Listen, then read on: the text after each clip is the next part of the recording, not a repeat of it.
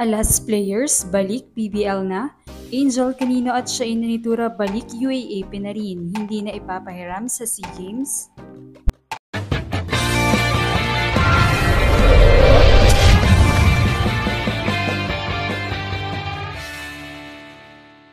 What's up, Volleyball Nation? Welcome back to my YouTube channel. Narito ako para magbigay sa inyo ng updates tungkol sa mundo ng volleyball.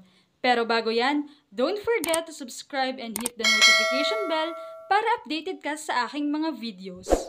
Isa sa pinakahihintay ng mga PBL fans ay ang pagbabalik ng mga Alas players sa kani-kanilang mother teams at finally matapos bigyan ng go signal ng Philippine National Volleyball Federation nitong Lunes ay pinabura na ng mga nasa itaas ito. Maaari na silang mag-join muli at maglaro para sa kani-kanilang club teams. Ito ay inanunsyo ni PBL President Ricky Palou kahapon sa The Star. Gayunman ay mayroon pa ring ilang restriction katulad ng kanyang paglilinaw na maaari lamang silang maglaro simula October ngayong taon sa pagsisimula ng Reinforced Conference ng Liga at hindi sa maikling torneo ng PBL Invitational Conference na sisimula na sa Webes sa PhilSports Arena sa Pasig City. Noon, mahigpit na sumusunod ang liga sa panukala ng PNBF na pagbabawalang magsanay at maglaro ang mga national team players kasama ang kanilang PBL squad sa ilang partikular na panahon ng taon, lalo na nga at ongoing pa rin ang mga international leagues na kalahok ang Pilipinas. Ngunit ang pagbibigay ng PNBF ng pahintulot ay nangangahulugan na ang mga stars katulad ni Gia de Guzman ng Creamline, Bella Belen ng Capital One, Bunny Gandler ng Signal, Thea Gagata ng Zeus Coffee, Brooke Van Sickle at MJ Phillips ng Petrogas at Vivi Sharma ng Akari ay maaari na muling makasama sa kanilang mga pro teams at makatulong sa panibagong kampanya ng kani-kanilang koponan. Dagdag pa ni Palou bilang committed pa rin ng Alas Pilipinas players sa kanilang sinumpaan bilang kinatawan ng Pilipinas, ay kinakailangan pa rin nilang magsanay ang mga ito kasama ang Alas Pilipinas coaching staff nang hindi bababa sa 3 beses kada linggo.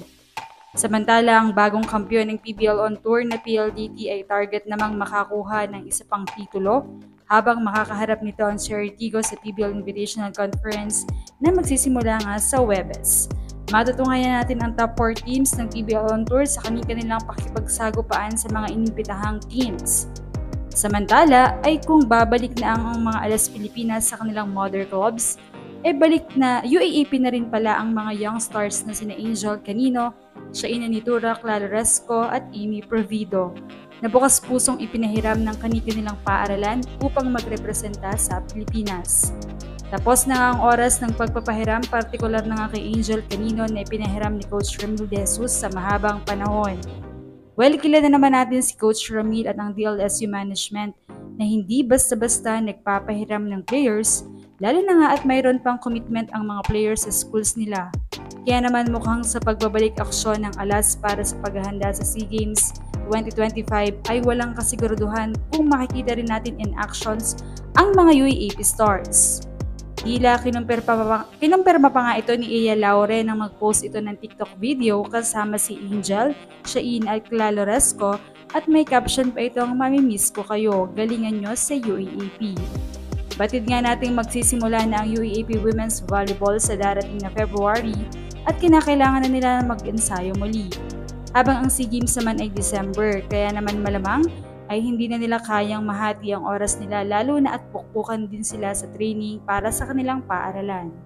Nais nga ng Lasal na makabawi sila sa corona habang naglalayo naman si Shaina Nitura na ibangon ang Adamson at masungkit pa ang mas mataas na pwesto sa UAAP at gayon din si Clara Resco from FEU na naglalayon ding ma-maintain ang kanilang Final Four appearance at syempre ang kampyonato. Anong masasabi niyo rito? Leave a comment below. Thank you for watching and don't forget to subscribe.